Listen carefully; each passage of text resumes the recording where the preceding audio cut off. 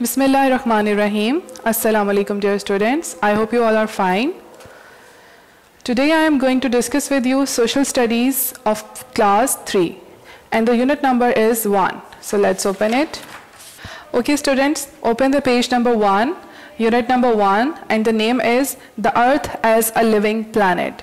So students, in this chapter we will talk about our planet, which is Earth. Do you know students how many planets are there in a solar system? There are 8 planets in our solar system, and the name of these are Mercury, Venus, Earth, Mars, Jupiter, Saturn, Uranus and Neptune. ये तमाम जो हैं ये हमारे solar system के planets हैं जो कि 8 हैं और अर्थ जो है वो उनमें से एक है.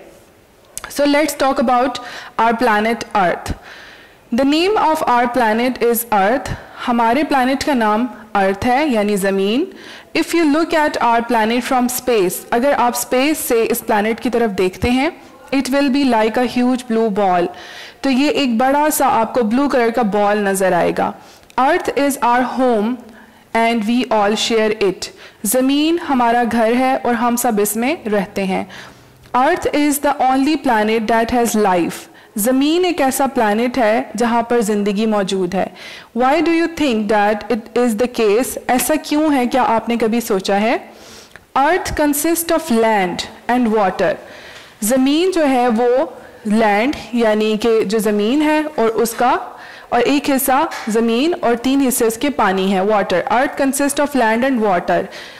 ज़मीन पे क्या कुछ मौजूद है? Land and water, 2 चीज़ें हैं.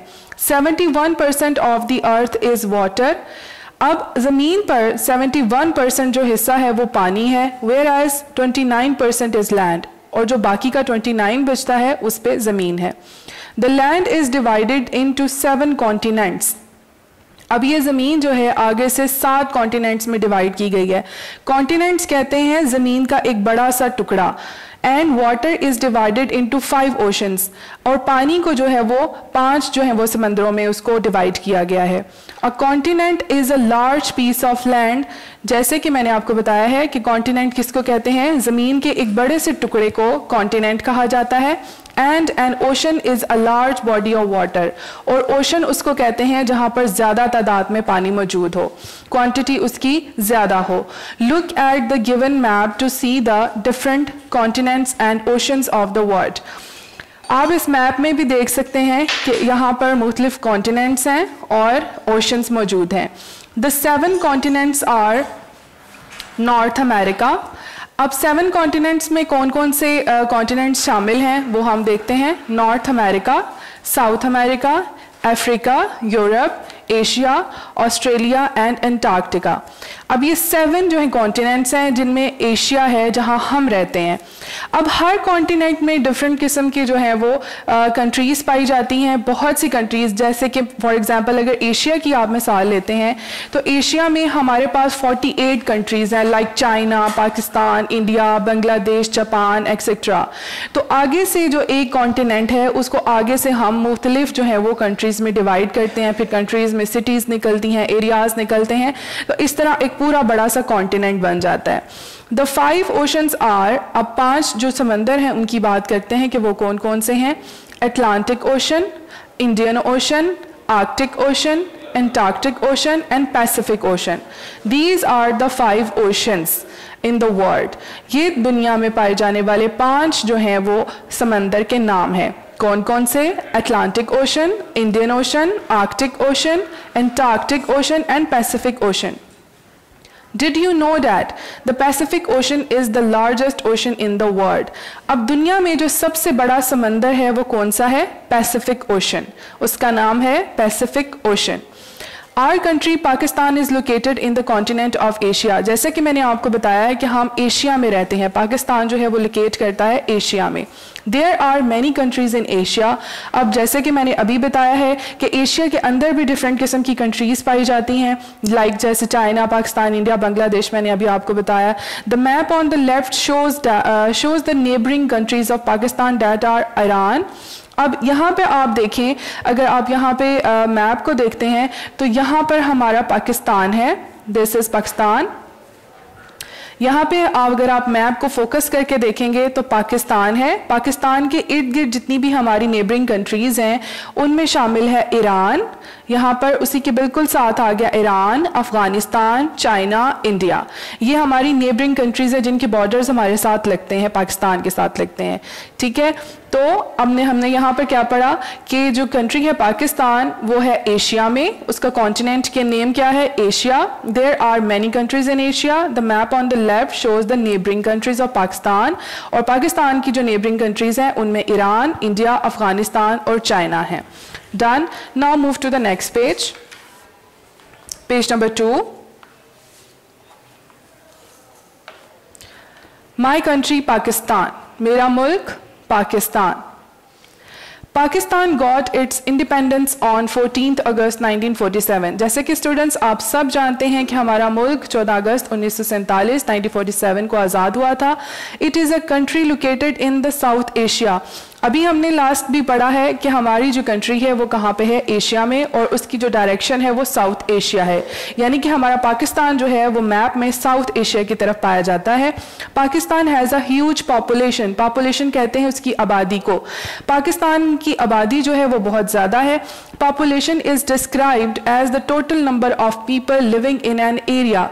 पॉपुलेशन कैसे हम डिस्क्राइब करेंगे, उसको बयान करेंगे कि किसी जगह पर रहने वाले लोगों की तादाद को जब हम काउंट करते हैं तो वो उसकी पॉपुलेशन कहलाती है।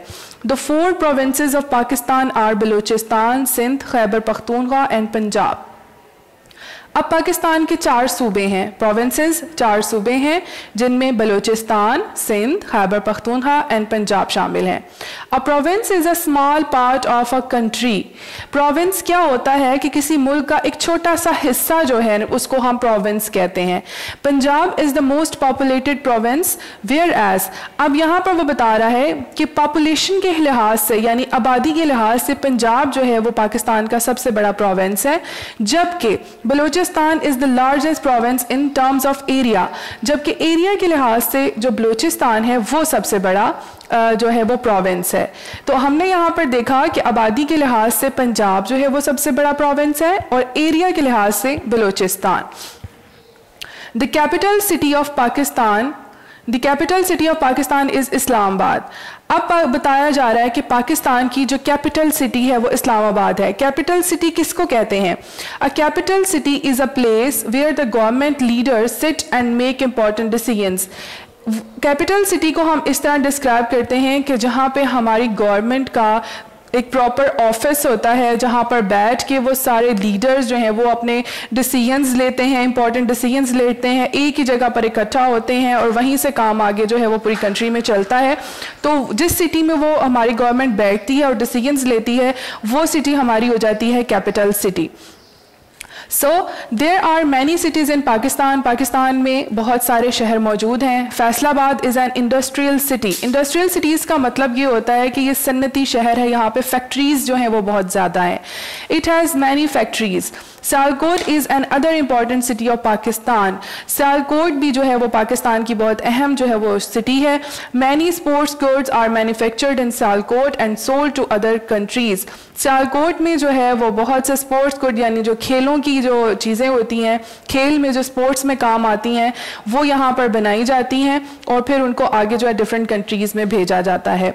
Next is Karachi. Karachi is largest city in Sindh. अब सिंध का जो अभी हम ये बात कर रहे थे इस्लामाबाद, ये है पंजाब की सिटी और ये कराची जो है ये है सिंध की city. Karachi is largest city in Sindh. It has a sea port. यहाँ पर एक बंदरगाह है, सी पोर्ट होता है कि जहाँ पर बड़ी बड़ी शिप्स होती हैं। जब हम गुड्स जो हैं वो मतलब कि लेन देन करते हैं चीज़ों का तो ये सी के ज़रिए किया जाता है कि हम शिपमेंट्स के ज़रिए एक जगह से दूसरी जगह चीज़ें भेजते हैं। तो इसकी जो सबसे बड़ी जो सी पोर्ट है वो है कराची में। A sea port is a place where ships dock load and unload goods that are being traded. जैसे कि मैंने आपको बताया है कि जिन चीज़ों को हमने ट्रेडिंग में यूज़ करना होता है लेन देन के लिए तो वो शिप्स पे उसको लोड करते हैं और फिर जहाँ पहुँचाना होता है वहाँ जाके उसको अनलोड कर लेते हैं। तो ये है शिपमेंट जो कि हम सी के ज़रिए करते हैं। So move to the next page, page number 3। Rivers of Pakistan. अब पाकिस्तान के दरियाओं के बारे में बात करते हैं। A river is a fresh stream of flowing water. अब वो बता रहे हैं, यहाँ पे बताया जा रहा है कि रिवर एक दरिया क्या है, फ्लोइंग वाटर, बहता हुआ पानी, फ्रेश स्ट्रीम, नदियों का जो बहता हुआ ताज़ा पानी होता है वो इन दरियाओं में आके जो है वो गिरता है। The main river of Pakistan is the river Indus. Pakistan का जो सबसे मेन जो दरिया है वो कौन सा है, Indus river. There are 4 tributaries of river Indus. अब ट्रिब्यूटरीज कहते हैं वो रास्ते होते हैं जहाँ से डिफरेंट जगहों से पानी आके उसमें गिर जाता है। तो देयर आर 4 ट्रिब्यूटरीज। अब उसके रास्ते जो है इंडस रिवर से आगे से मज़ीद जो है वो 4 हिस्सों में उसका खराज कहते हैं, जहाँ से वो बाहर जाता है पानी, उसको 4 हिस्सों में डिवाइड किया गया है। A tributary is a smaller river that flows into a bigger one। यानी कि इनमें से जो एक बड़े दरिया में से आगे से छोटे छोटे जो दरिया बनते हैं वो उनका ये रास्ता है। The tributaries of Indus River are Sutlej, Jhelum, Chenab and Ravi. आगे से जो ये इंडस रिवर डिवाइड किया गया है वो है 4 उसके दरिया हैं जिनके नाम हैं Sutlej, Jhelum, Chenab and Ravi. The Indus River is one of the longest river of South Asia। अब यहाँ पे बता रहे हैं कि जो इंडस रिवर है वो सबसे लंबा जो है वो दरिया है साउथ एशिया का। Locate the Indus river on the given map, जैसे कि आप इस मैप में भी देख सकते हैं। Next is the Indus River flows into Pakistan from Gilgit Baltistan.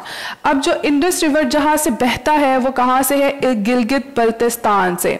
Gilgit Baltistan की तरफ से ये दरिया बहता हुआ निकलता है। It flows southwards toward the plains of Punjab and Sindh. और फिर वो आगे जो है वो बहता है कहाँ पे, पंजाब और सिंध के जो मैदानी इलाके होते हैं, प्लेन्स कहते हैं मैदानी इलाकों को, तो ये उन मैदानी इलाकों की तरफ जो है वो बह जाता है। Finally it enters into the Arabian Sea, और फिर वो आखिरकार अरेबियन सी में दाखिल हो जाता है। The Indus river is a major source of fresh water available in Pakistan. हम जितना भी ताज़ा पानी जो है वो पाकिस्तान में लेते हैं, जो मौजूद है वो कहाँ से आता है, वो इंडस रिवर से आता है। It is very important for Pakistan. Rivers are important because they provide us with fresh water supply and food.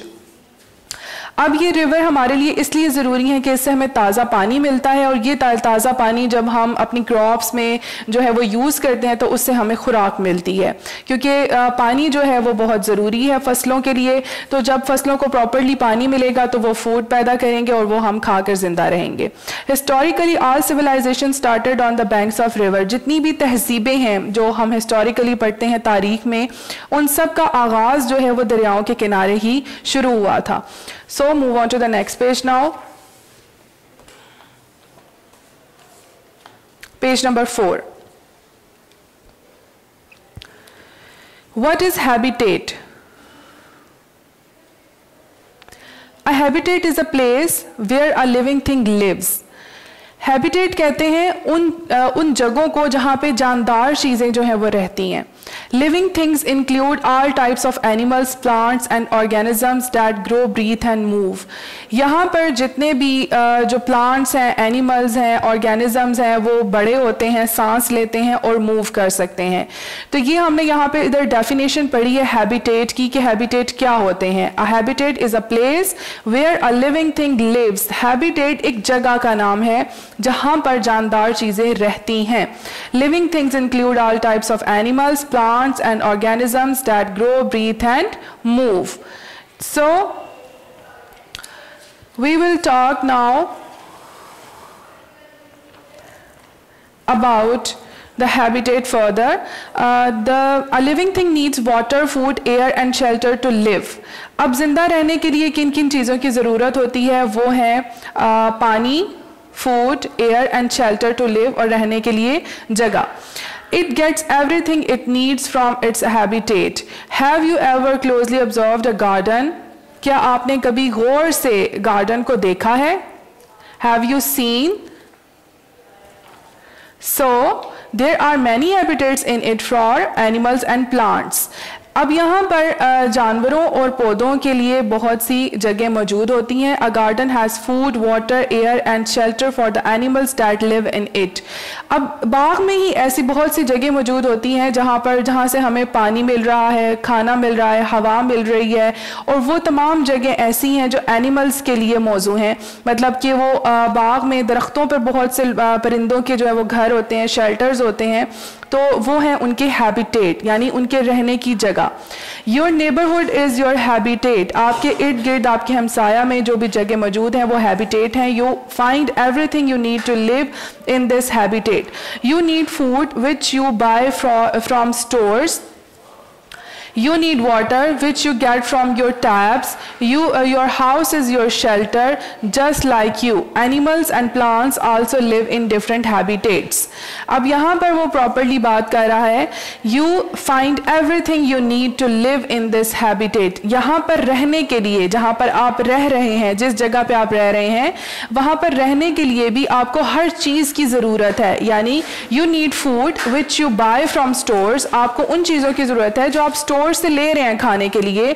You need water which you get from your taps. जो पानी आप नलकों से ले रहे हैं वो पीने के लिए आपके लिए ज़रूरी है। Your house is your shelter. आपका घर आपका शेल्टर है, रहने की जगह है। जस्ट लाइक यू, आप ही की तरह। Animals and plants also live in different habitats. इसी तरह जानवर और जो दूसरे पौधे हैं वो भी अपनी अपनी जगह पर रहते हैं। ये look at these pictures, these are polar habitats. ये ऐसे पोलर हैबिटेट्स हैं जो बर्फ़ानी जगहों पर रहते हैं, यानी कि जो ठंडे इलाकों में रहते हैं, ये हैं पोलर हैबिटेट्स। ओशन हैबिटेट्स जो समंदरों के अंदर रहते हैं, जिनके घर समंदर के अंदर होते हैं। And these are the neighbourhood, जो हमारे इर्द गिर्द मौजूद हैं। So move to the next page now. Okay students, move on to the next page, page number 5. Now we will talk about different habitats. First of all, we will talk about desert habitat, जो कि desert में रहते हैं, यानी कि सहरा रेगिस्तान में रहते हैं, उनके बारे में बात करते हैं. Deserts are dry and sandy areas. Desert जो होते हैं वो बहुत खुश्क और रेत वाले, मिट्टी वाले एरियाज़ होते हैं. They are hot during the day and cool at night. इनका टेम्परेचर जो है वो दिन में बहुत गर्म होता है और रात को ठंडा हो जाता है. They are also very dry. The animals that live there need very little water to survive. यहाँ पर रहने वाले जानवरों को बहुत कम पानी की ज़रूरत होती है ज़िंदा रहने के लिए. Some desert animals are the camel, rattlesnake and the fennis fox. Fennec fox होती है. यहाँ पे कुछ जो रहने वाले जानवर हैं उनमें से जो है ऊंट जो है वो है सबसे कॉमन रहने वाला animal. They can survive without water for days. अब इनकी बारे में बात हो रही है कि ये जो है सहरा में काफ़ी दिनों तक जो है पानी के बगैर भी सर्वाइव कर सकते हैं. Cactuses are plants that grow in the desert. अब कैक्टस जो है वो एक ऐसा प्लांट है जो डेजर्ट में निकलता है. As you can see in this picture, these are rose cactus, barrel cactus. ये कैक्टस जो हैं ये सहराओं में निकलते हैं, रेगिस्तान में निकलते हैं. They live for a long time without water, क्योंकि ये पानी के बगैर भी ग्रो कर सकते हैं. There are many different types of cactus. यहाँ पर बहुत से कैक्टस की इकसाम बताई गई है. ये है rose cactus, this is a barrel cactus, ये है रेटल स्नेक, ये भी डेजर्ट में रहने वाला जानवर है, and fennec fox. Done? Now move to the next page, page number 6. Now we will talk about forest habitat. अब जंगल में जो रहना है वो किस तरह है. There are many trees in a forest. एक जंगल में बहुत से दरख्त मौजूद होते हैं. There are also different bushes, flowering plants and grasses. यहाँ पे बहुत से जो है वो शाखें होती हैं. flowering plants यानी जिन पे फूल निकलते हैं वो वाले पौधे होते हैं. grasses होती हैं. A forest grows where there is plenty of water. जंगल वहाँ पर उगते हैं जहाँ पर बहुत सी तादाद में पानी मौजूद हो. Trees need a lot of water to grow well. दरख्तों को अच्छी तरह बढ़ने के लिए पानी की ज़रूरत होती है। और forest provides water, shelter and food for the plants and animals. जंगल जो है वो प्रोवाइड क्या करता है? वाटर, पानी, शेल्टर, रहने की जगह, एंड फूड, और खाना किसके लिए? प्लांट्स एंड एनिमल्स के लिए। Many animals have their habitats in forest. बहुत से जानवरों के जो घर हैं वो जंगलों में पाए जाते हैं। There are birds that have made their homes in trees, bushes and long grasses. अब जो परिंदे हैं वो भी इन्हीं दरख्तों में अपने घर बना लेती हैं। Some forest animal include gorillas, bears and wolves. अब इनमें से जो जंगलों में रहने वाले जो जानवर हैं उनमें से चंद एक ये हैं gorillas, bears and wolves. ठीक है, look at this picture. There is a tiger. Tiger भी फॉरेस्ट में रहते हैं. This is deer. ब्रेकनफाइन ये है एक पौधे का नाम, और ये है golden aster. This is a flower name. Done. Forest habitats are also done. Now come to the next page, page number 7. Ocean habitat.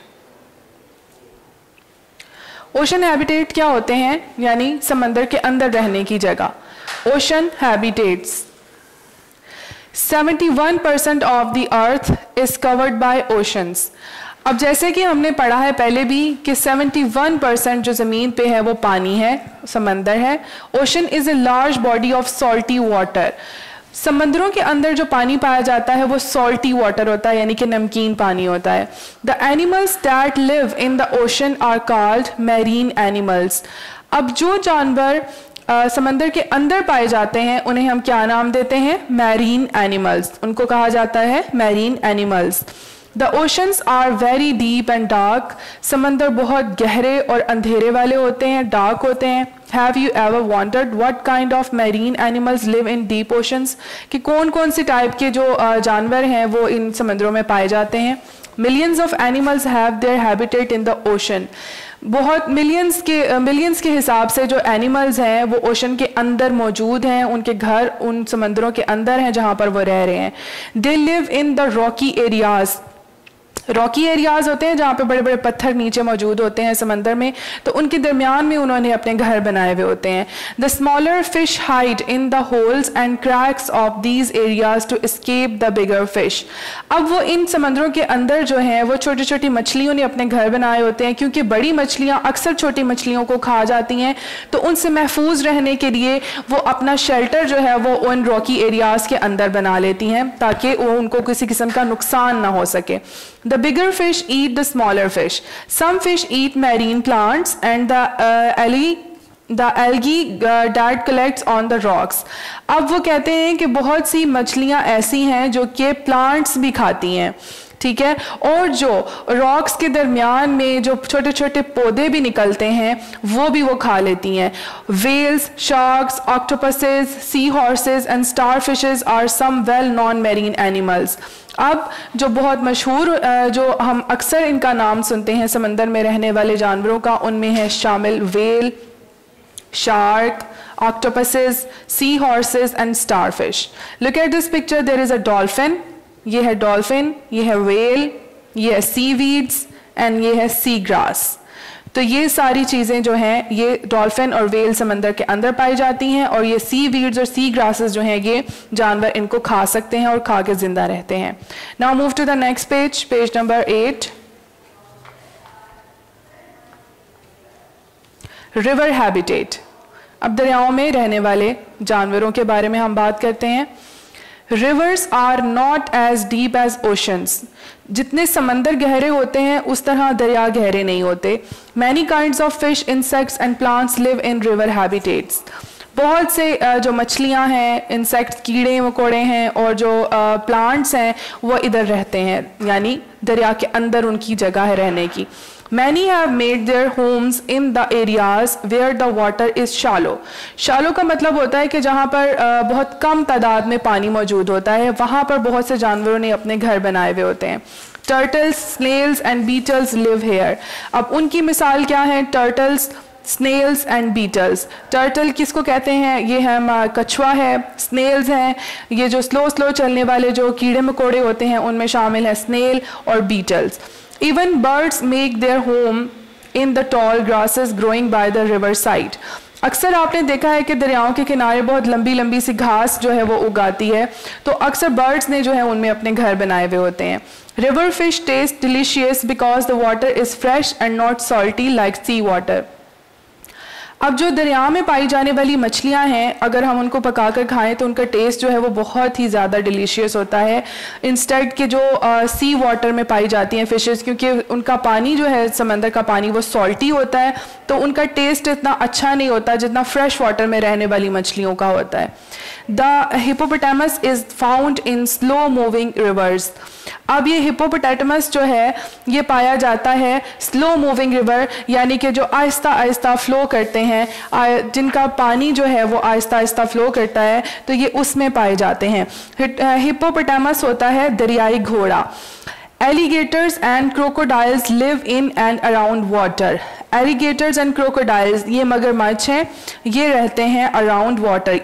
ये पानी में भी रह सकते हैं और ये हमारी सरफेस पे भी रह सकते हैं, तो दोनों सूरतों में ये जो एलिगेटर्स और क्रोकोडाइल्स हैं वो जिंदा रह सकते हैं. So this is the turtle. Look at this picture.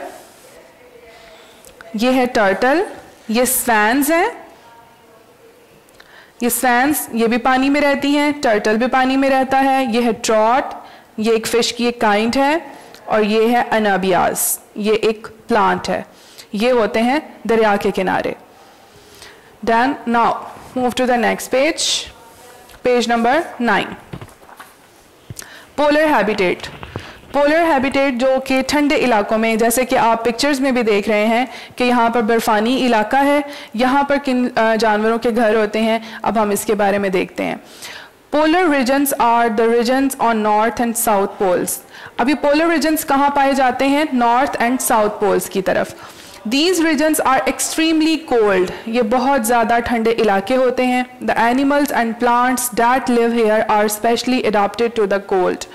Polar bears, seals, penguins and walruses are some of the animals that live in the freezing cold. अब यहाँ पर रहने वाले कुछ जो जानवर हैं उनमें कौन कौन से जानवर शामिल हैं? पोलर बियर्स, ये है बियर, ये वाइट कलर का होता है polar bear. Penguins and walruses are some of the animals that live in the freezing cold. The polar bears usually hunt seals and walruses. अब polar bears की खुराक क्या है? ज़्यादातर seals और walruses को खाती है. अब ये है seal. Look at this picture. This is a seal. ये seal है. Walruses और seals को ये खाती है polar bear. The rest enjoy the fish that live in the icy water under the thick layer of ice covering with water. अब एक समंदर है, इसके अंदर जो पानी की तह होती है उसके ऊपर एक मोटी तह जम गई होती है बर्फ़ की, आइस की.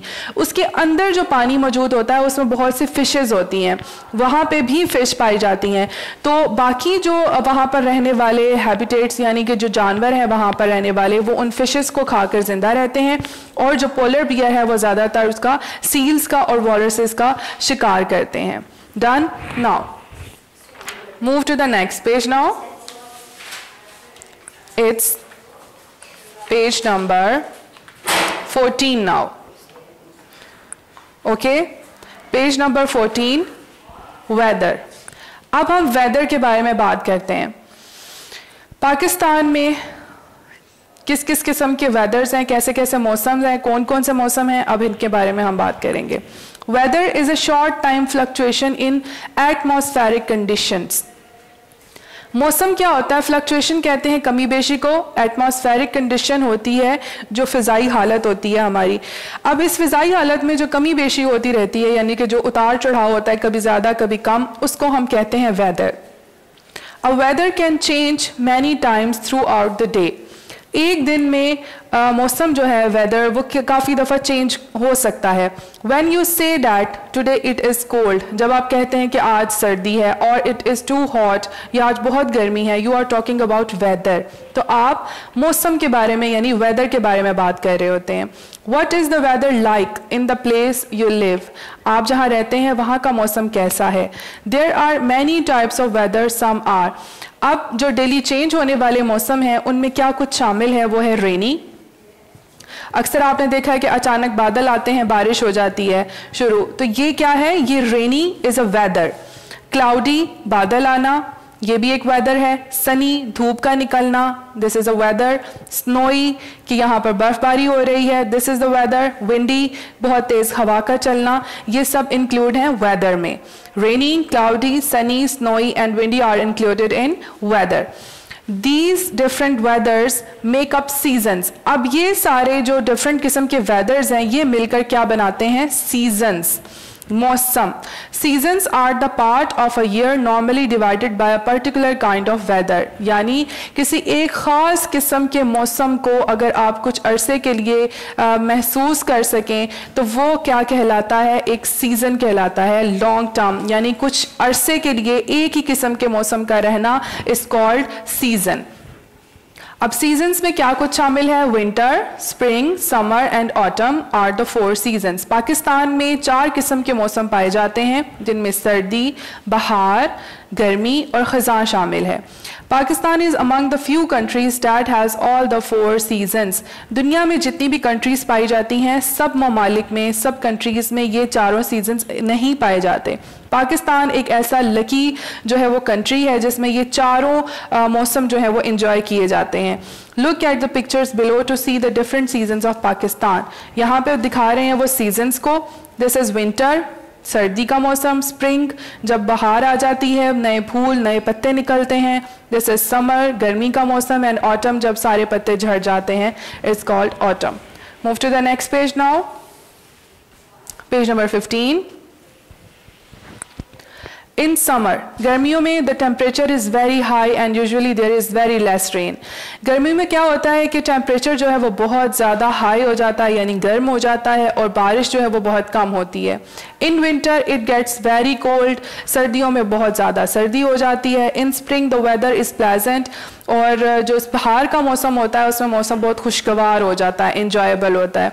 New leaves and flowers grow at this time, नए पत्ते और नए फूल निकलते हैं इस वक्त। In autumn the weather is dry and trees shed their leaves and flowers, और जो ख़ज़ां का मौसम होता है उसमें पत्ते जो हैं वो ड्राई हो जाते हैं, खुश्क हो जाते हैं, और वो दरख्तों से झड़ जाते हैं। Climate is the average weather of a place for a long time. अब क्लाइमेट कहते हैं आबो हवा को। ये एक एवरेज वेदर है किसी भी जगह का जो लॉन्ग टाइम के लिए रहता है। Geographers have divided the climate into 5 types that are. अब जियोग्राफर्स ने क्लाइमेट को आगे से 5 किस्म की टाइप्स में उसको डिवाइड किया है, जो कि हैं पोलर, ठंडे इलाके, ड्राई, खुश्क, माइल्ड, ये कुछ दरमियानी किस्म का जो मौसम होता है उसको माइल्ड कहते हैं। ट्रॉपिकल, ये गर्म इलाकों का है, और कॉन्टिनेंटल, ये है सर्द इलाकों के लिए। तो ये क्लाइमेट्स हैं हमारे 5, polar, dry, mild, tropical and continental. Weather and climate affect people in many ways. हमारा मौसम और आबो हवा जो है वो लोगों को बहुत ज़्यादा इफ़ेक्ट करता है बहुत सी सूरतों में। It affects our clothing, food, shelter and the things we do. हम जो कुछ भी करते हैं, पहनते हैं, या खाना खाते हैं, या जहाँ पर हम रहते हैं, तो हम उससे इफ़ेक्ट होते हैं। It affects the way we live. Can you think of some ways that climate affect us? Now move to the next page, page number 16। What is global warming? अब global warming क्या है?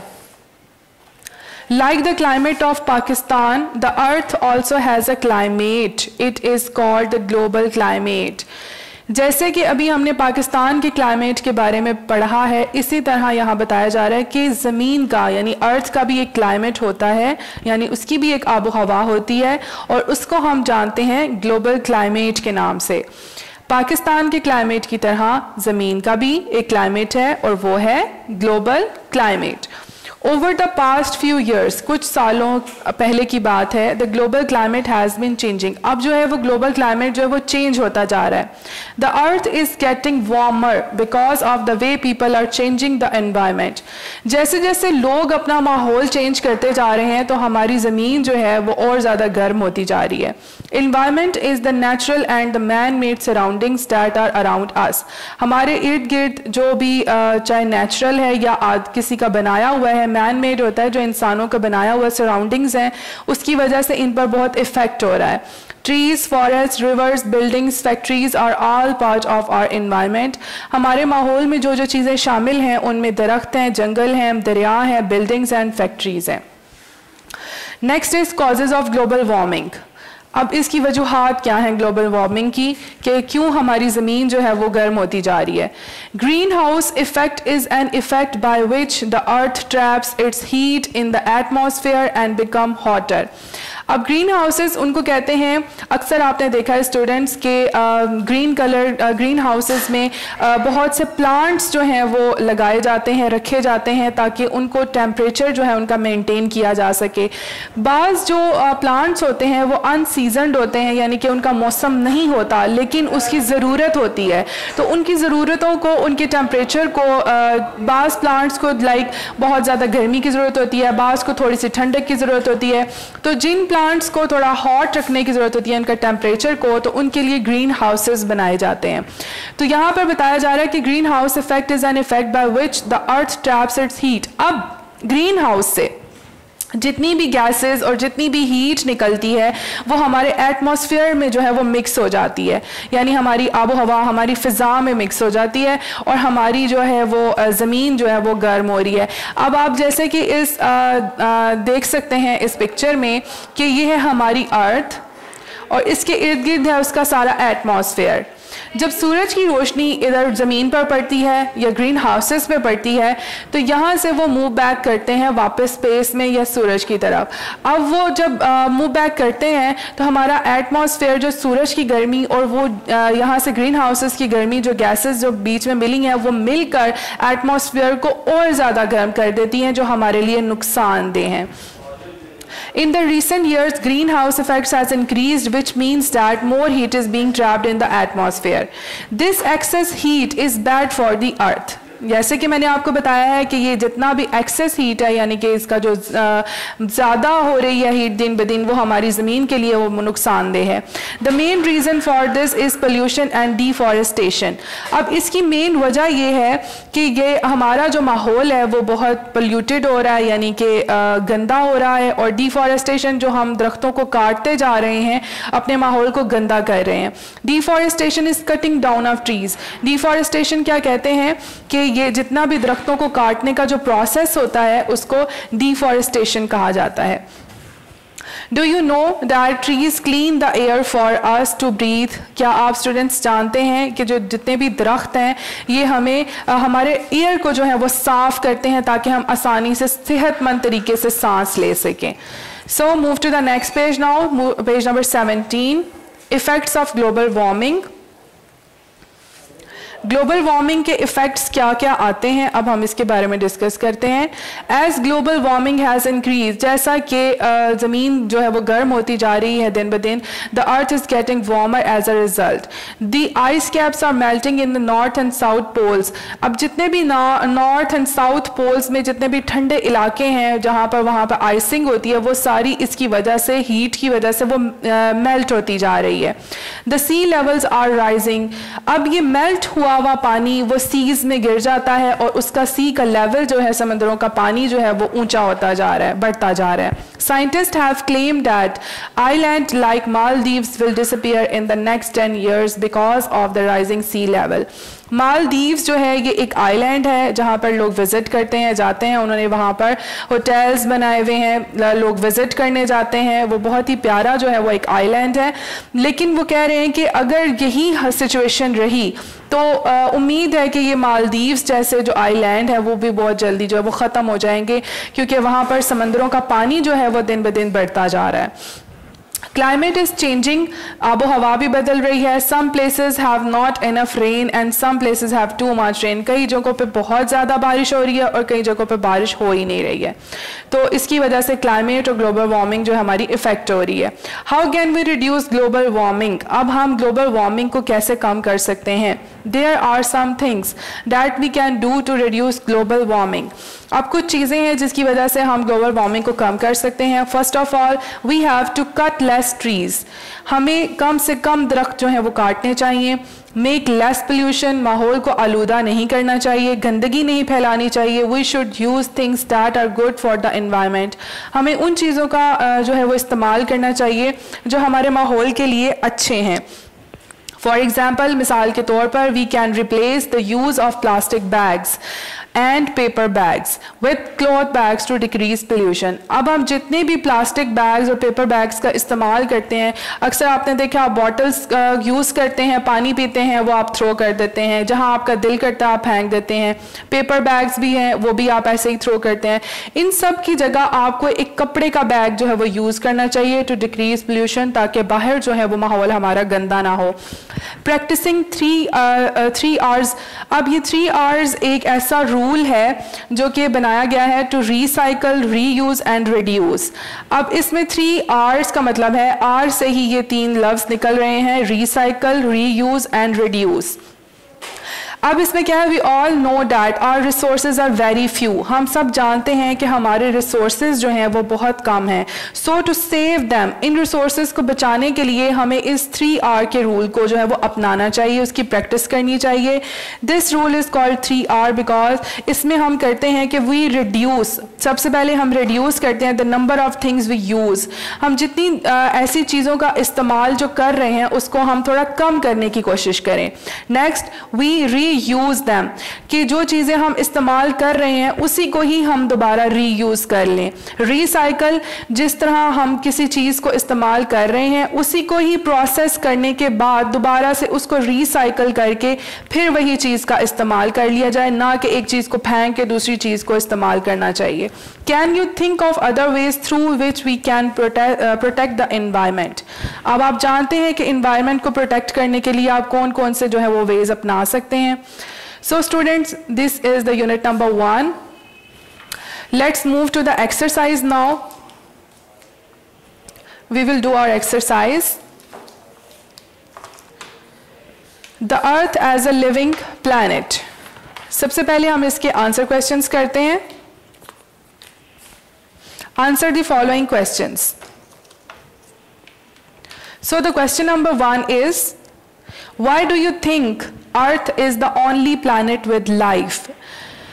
आप ये कैसे महसूस करते हैं? Why do you think? आपको ये क्यों महसूस होता है कि प्लैनेट जो है अर्थ, ज़मीन ही एक ऐसी जगह है जहाँ पर लाइफ मौजूद है? So the answer is, Earth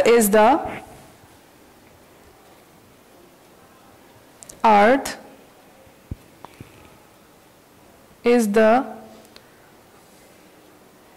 only planet with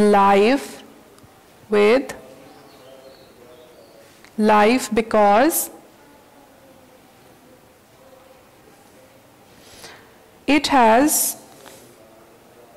water, यहाँ पर पानी है, air, हवा है, and the right temperature.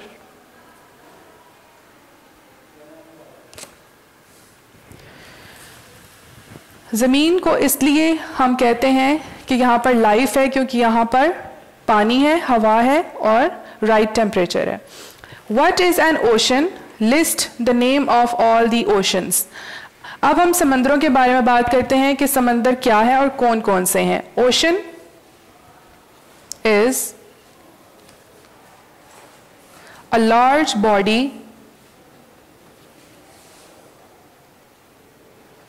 of salty water, क्योंकि समंदरों में पानी जो है वो नमकीन होता है, salty water, and the names are, number 1 is Pacific Ocean,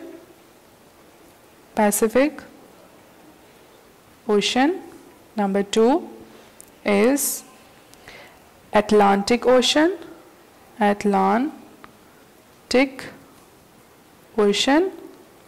number 3 is Indian Ocean, number 4 is Antarctic Ocean, Antarctic Ocean. Number 5 is Arctic Ocean.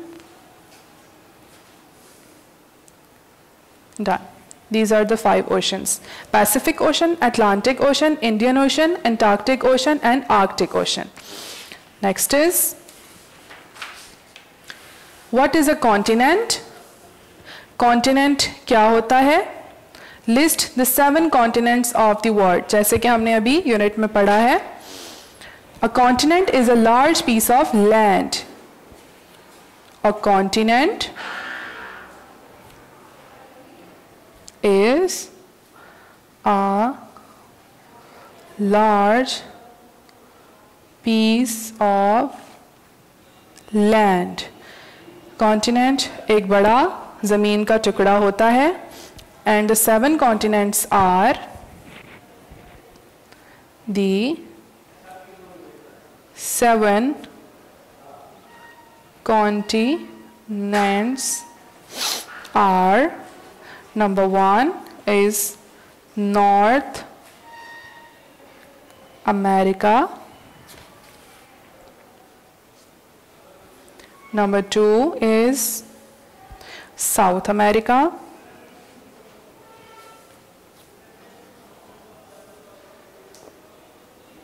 number 3 is Africa, number 4 is Europe, number 5 is Antarctica, number 6 is Australia, and number 7 is Asia. Done? These are the continents. Where is Pakistan located? Name the province of Pakistan. अब पाकिस्तान कहाँ locate है और इसके province कौन कौन से हैं? The answer is Pakistan is located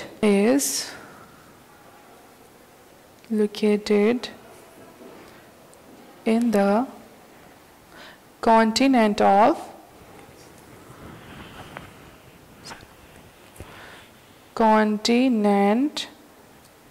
of Asia.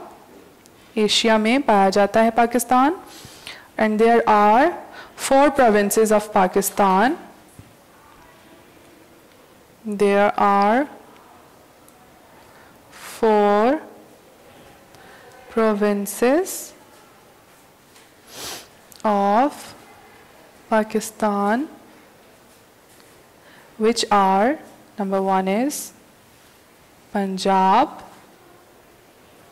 number 2 is Sindh, number 3 is Balochistan,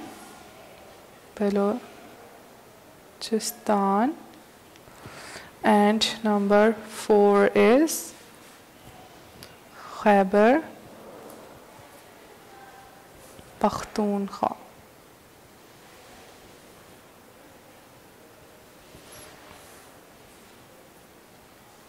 Done. Now, next is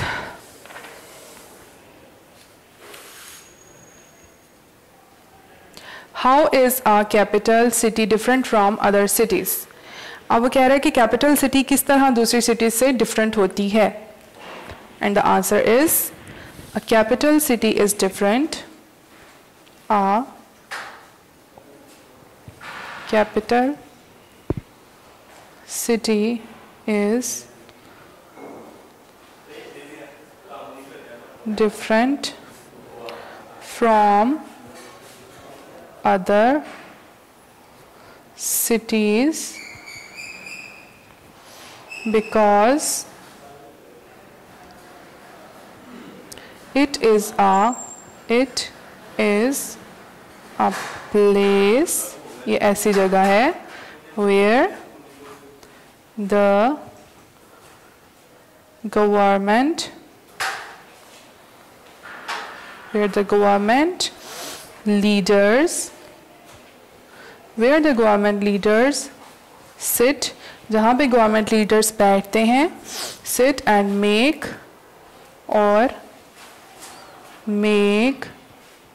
decisions, make important decisions, important decisions, जहाँ पर बैठते हैं और important decisions लेते हैं. Next is, what is the difference between weather and climate? अब मौसम और आबो हवा में क्या फ़र्क है? The answer is, weather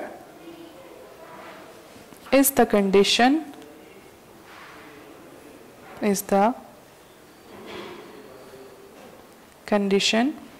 weather एक ऐसी हालत है, ऐसी condition है of the atmosphere, आबो हवा, फिजा, atmosphere. Weather is the condition of the atmosphere at a given point in time, whereas climate is the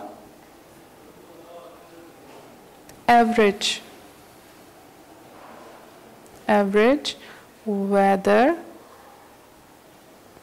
of a place for a long time. Weather is the condition of the atmosphere at a given point in time, whereas climate is the average weather of a place for a long time. Next question is, describe any 3 ways throughout which people pollute environment. अब हम देखते हैं कि कैसे हम हवा को, माहौल को आलूदा करते हैं. And the answer is, number 1, smoke from factories. Factories से जितना भी धुआं निकलता है वो माहौल को पोल्यूट कर देता है. नंबर 2, वेस्ट फ्रॉम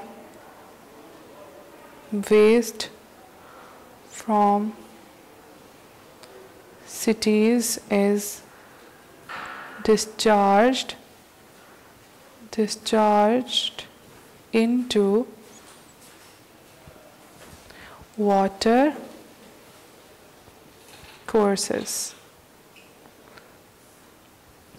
यानी कि जितना भी शहर से जो गंदा मादा निकलता है वो पानी में फेंक दिया जाता है, जिससे ये माहौल जो है वो आलूदा हो जाता है.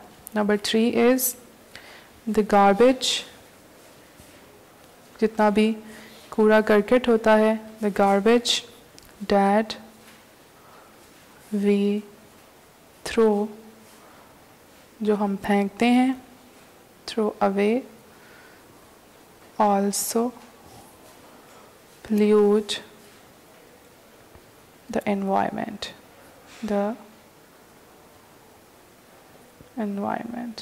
हम जितना भी कूड़ा करकट जो है वो बाहर फेंक देते हैं, वो हमारे माहौल को आलूदा कर देता है. Next is choose the correct options. अब हम ये स्टेटमेंट देखते हैं और इनमें से जो करेक्ट ऑप्शन है उसको हम टिक करते हैं. Polar bears, seals and penguins live in the freezing cold और हॉट वाटर. तो ये कहाँ रहते हैं polar bear, seals and penguins? In freezing cold. So tick the option number A. Number 2, the body of the polar bear is covered with a layer of dash and dash. किन चीज़ों से उसकी body जो है वो cover होती है? Options are fat and thin, मोटा और पतला, या fat and thick. The option number B is correct, fat and thick. Next is there are dash types of weather. वेदर की कितनी अकसाम होती हैं? There are 4 types of weather. मौसम 4 किस्म के होते हैं. Next is in autumn the weather is dry and trees shed their dash and dash. अब ऑटम में जब दरख्तों के पत्ते जो वो झड़ते हैं तो क्या क्या शेड करता है? Option number A leaves and flowers, option B stem and root. तो करेक्ट ऑप्शन क्या है? Option number A leaves and flowers. Number 5 deforestation is cutting down of. Deforestation का जो प्रोसेस है वो क्या कट करता है? प्लांट्स को या ट्रीज को? So the correct option is B trees. Now fill in the blanks. Number 1 blank is trees, forest, rivers, buildings are all part of our environment. ये सब हमारे माहौल का हिस्सा है। Environment. A weather can dash many times throughout the day. Weather can change. पूरे दिन में वेदर किसी भी वक्त चेंज हो सकता है। Next is the alligator is a dash animal. Alligator क्या है? Is a large animal. Many kind of fish, insects and plants live in dash habitats. कहाँ रहते हैं? River habitats. Number 5 polar regions are the regions on dash and dash poles. So the answer is north and south poles. Done. So students, the unit number 1 is done. I hope you have understood all the concepts. So keep learning at home. Take care. Have a blessed day. Allah Hafiz. Video पसंद आई तो like करें, अपनी राय comment करें। ऐसे ही मजीद videos के लिए हमारा channel subscribe करें और बेल का आइकन दबाएं ताकि आपको हर वीडियो का नोटिफिकेशन मिलता रहे।